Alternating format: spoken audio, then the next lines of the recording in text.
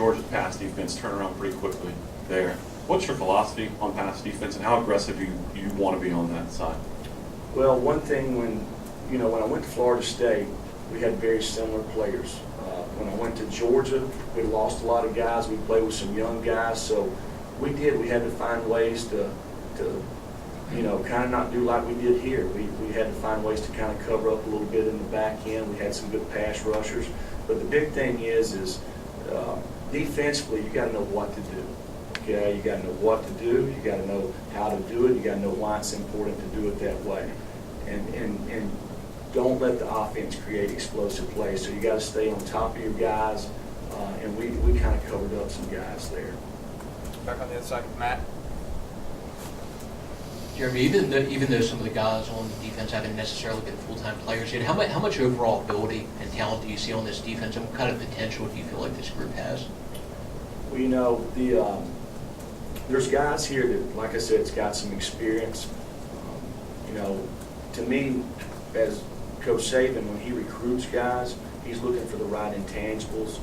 There's a certain criteria for each position, and the guys wouldn't be here if they didn't meet those criteria. The thing is, there's a transition from high school to college. And some guys, it's immediate, it's easy for them, and some guys it takes time. Some of that has to do with the position you play. But football's a developmental game, so you got to go out there and work on the fundamentals to get better. Stay back there with Cecil. Coach, you, I guess inherit is the right word, coming back. A couple of guys who could have gone pro last year, in Jonathan Allen and Tim Williams. What do you see from them looking forward, and how does that change your defense that they came back? Well, there's been a history here in the last 10 years since Coach has been here. There's been several guys that's had opportunities to go out for the draft. And to me, that says a lot about Coach Saban and how he treats his players when these guys decide to come back. If guys wasn't happy here, wasn't excited about being here, and wasn't buying into the process, it would be easy for them to go ahead and take the money. So to me, that says a lot about the program here. Okay, we're going to go right here in the middle with Alex. Jeremy, with some of those guys, Tim and the speed coming back, just how dynamic can this pass rush be this year, especially after last year's leading the nation in sacks?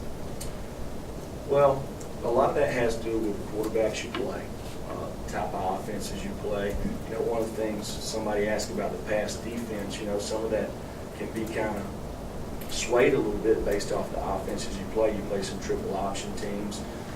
It can sway your run stats or your passing stats. But, there were some guys who had success rushing the quarterback last year.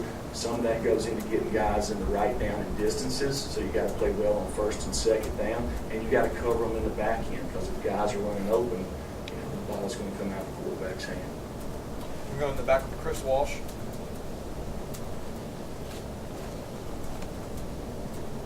With Coach Saban, obviously the scheme doesn't change, but it seems like each coordinator kind of has their own thumbprint on what the defense does or the offense.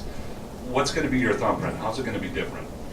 Well, this is Coach Saban's defense. Everything in this program is Coach Saban's. When I left here, went to Florida State, I installed the defense that I learned here. As a coach, you got to take your little wrinkles that you've learned over time, and every year as a coach, you're looking to improve.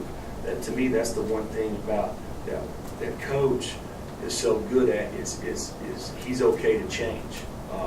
Now, there's got to be a reason for it. The offenses kind of change a little bit, so every year as a staff you do quality control. You're trying to find ways that you can make your defense better. When I come back, there were some subtle changes on the defense that had happened here since I've been gone. But as far as thumbprint, to me, I hope our thumbprint here is as we continue to have the success that we've had. The last one up here with Ken. Why don't you? Yeah, he's over. Up here with Ken, last one. Hey, Coach, just kind of a two-parter. One, what was it like last year to prepare for Alabama's offense? And then how competitive do you anticipate you know, some of these scrimmages being and just the daily grind, you know, in camp here? Well, being on the other side, you know, one thing that stood out to me is last year with how big the offense was compared to us. You know, and the thing about it is, a lot of people can have success, you know, running the football offensively, but you got to be able to do it over and over. And to me, that's one thing, being on the other side, playing against Alabama, the commitment to run and having to sit in there and stop them play after play after play, which we didn't do, you know. So they can kind of change the way you think a little bit. Thanks, Jim. Yep.